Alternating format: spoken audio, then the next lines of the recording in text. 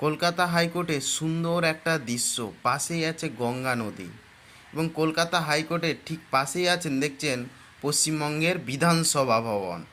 হ্যাঁ, পশ্চিমবঙ্গের বিধানসভা। আপনি যে ভোট দিয়েছেন, আপনি যে নির্বাচন এসেছেন, এমএলএকে নির্বাচিত করেছেন, একজন বিধায়ককে নির্বাচিত করেছেন, তার একটা বিধানসভা ভবন।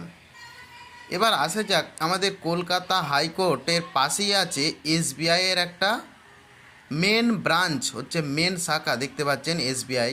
ভারতবর্ষের বুকে কিভাবে এসবিআই ব্যাংকটা এলো ভারতবর্ষের বুকে, সেটা নিয়ে আলোচনা করব।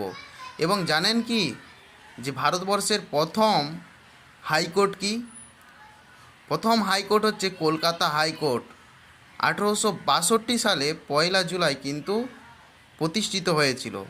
এবং কলকাতা হাইকোর্ট, কলকাতা ছিল ব্রিটিশ ভারতের, মানে ভারত